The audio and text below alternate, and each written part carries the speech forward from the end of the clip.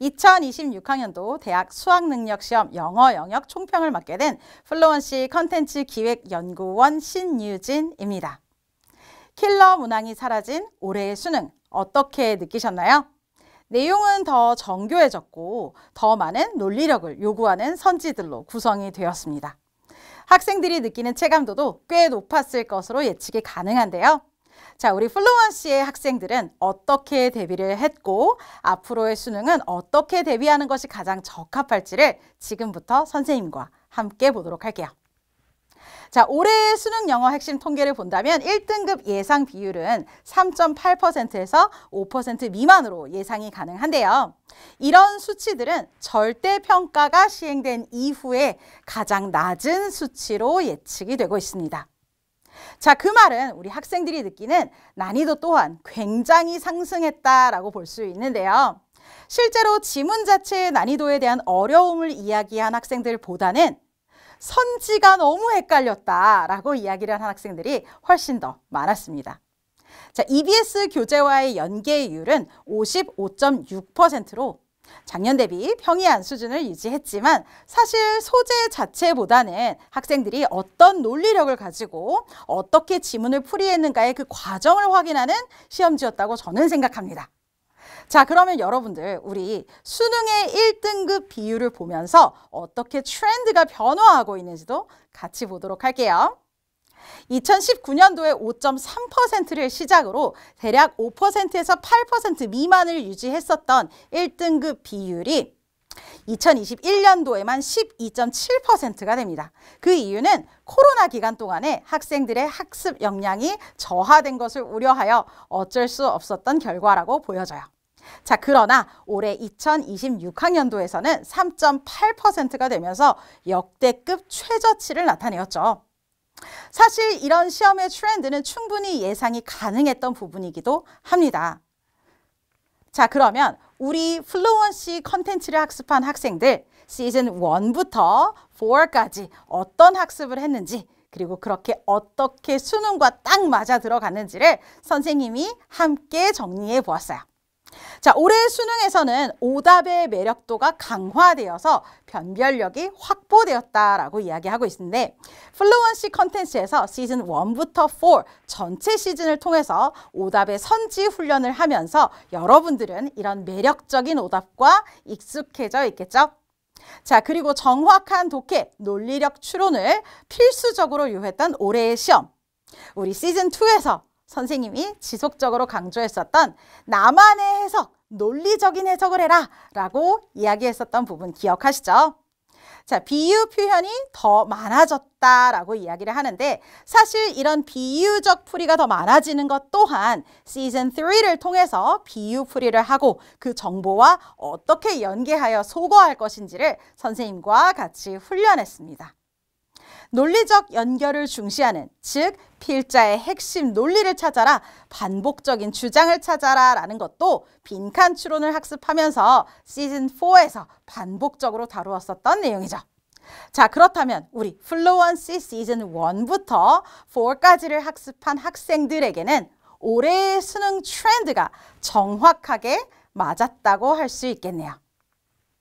앞으로의 수능 트렌드를 예측해 보자면 이제 더 이상 안심할 구간이 없습니다. 여러분들이 상대적으로 난이도가 낮다라고 생각했었던 대입학 유형에서도 함정이 다수 발생하면서 안심할 구간은 이제 사라지게 된 거죠. 자, 지문을 정확히 이해한다라는 것 어떤 의미를 가질까요?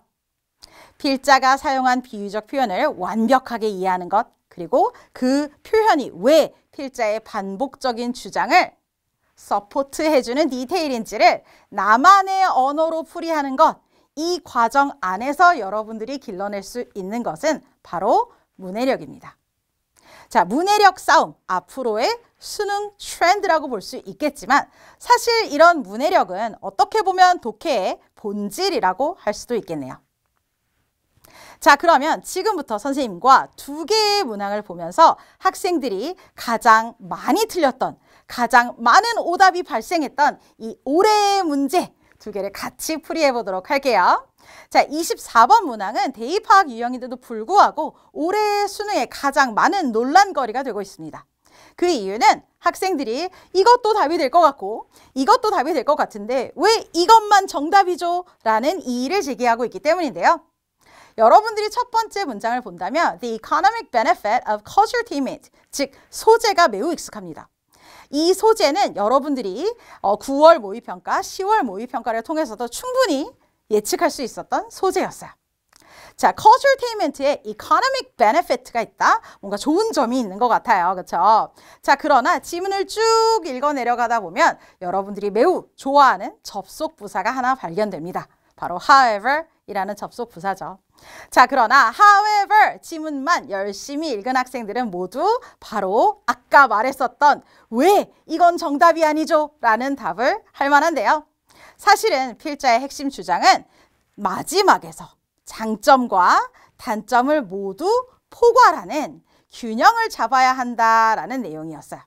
그래서 필자의 핵심 주장은 이 however 이하절이 아니라 마지막에 economic benefit와 그리고 단점, 균형을 잡아야 한다. 이 세 가지 내용을 모두 포괄적으로 담고 있는 제목을 골랐어야 한다라는 거죠. 자, 제목을 고른다라는 것. 어떻게 보면 지엽적 정보가 아닌 포괄적인 정보를 담는 것이고 그래서 글을 읽는 사람이 제목만 봐도 어떤 내용이 전개될 것이다를 알 수 있어야 합니다. 자, 이 문항을 틀렸던 학생들 모두 내가 이 문제를 틀렸다고? 라고 매우 놀랐는데요. 사실 본인이 이 문제를 틀렸을 것이다 라고 예측조차 못한 유형이었을 거라고 생각합니다. 여러분들 대입학 더 이상 안심할 구간이 아닌 거죠. 자, 두 번째로 가장 많은 학생들이 틀린 칸트 관련 지문입니다. 34번 빈칸 추론 유형인데요. 빈칸 추론 유형은 꽤 전통적으로 오답이 많이 발생하는 고난도의 구간이긴 해요. 자, 그러나 여러분들 빈칸 추론은 더 이상 추론이 아닙니다. 선생님이 플루언시 컨텐츠에서 반복적으로 이야기했었던 것처럼 필자가 주장하는 바를 여러 번 찾아내고 그것을 나의 언어로 풀이하는 것, 그것이 바로 논리 해석이다 라고 이야기를 했었죠. 여러분들이 칸트에 대한 이해도가 없어도 충분히 상식으로 풀어낼 수 있었어요. 정말로 글을 이해하고 있는지 아니면 이 글을 그냥 읽어내고 있는 것인지를 정확하게 판단할 수 있었던 지문이라고 생각합니다.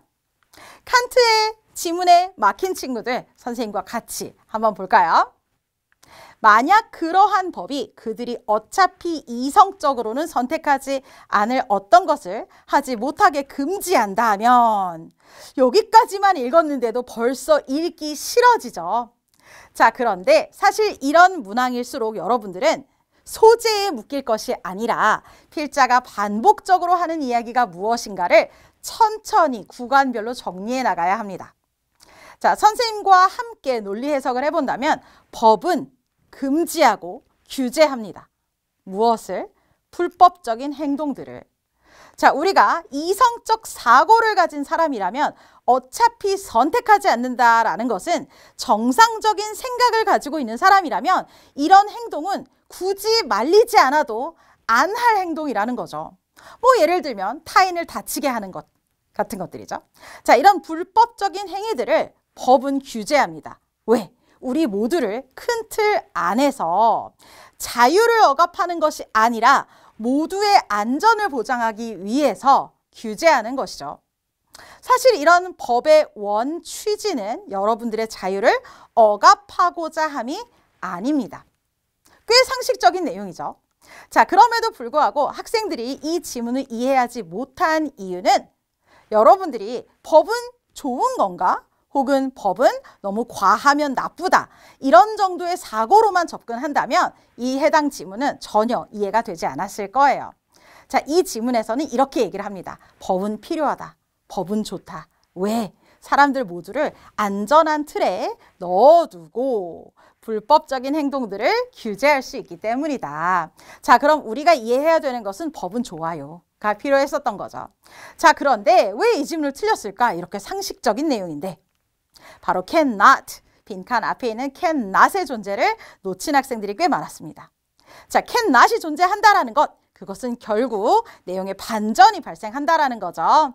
자, 법은 좋은 것이야를 이야기했지만 수능의 특징처럼 법은 나쁘지 않아, 나쁜 것이 아니야를 이야기하고 있고 이미 아니야가 제공된 시점에서는 법은 나쁜 것이야를 정답으로 가져갔어야 하는 거죠. 실제로 선지에서 3번의 정답을 제외한 나머지 선지 모두가 법은 좋은 것이다를 보여주고 있습니다. 그러니까 법은 좋은 것이야 라는 상식만으로 접근한 친구들에게는 해당 지문은 꽤 고난도의 지문이 될 수 있었겠네요. 자, 글을 읽어내는 힘, 바로 이 힘에 집중해서 논리적 문해력을 완성하는 것이 우리 플루언시의 학생들이 지금부터 훈련해야 하는 과정입니다. 왜 우리는 중학교 때부터 수능을 학습해야 할까요? 많은 학생들이 선생님에게 묻는 질문이기도 합니다. 이것은 바로 여러분들의 목표, 현재의 목표인 입시 성공의 핵심이 되어주기 때문이죠. 자, 수시 최저, 정시의 핵심, 영어 1등급의 확보, 이런 말들 모두 사실은 영어의 중요한 사고력을 보여주고 있습니다. 고등 내신 고득점을 위해서 수능은 기초가 되어주고 그 과정을 통해서 수능형 사고를 배양하는 것이죠. 자, 이런 훈련들은 사실 단기간에 완성되는 것이 아니기 때문에 지금 중학교 시기에 이런 학습 역량을 키워갈 가장 좋은 최적의 골든타임이라고 할 수 있겠네요.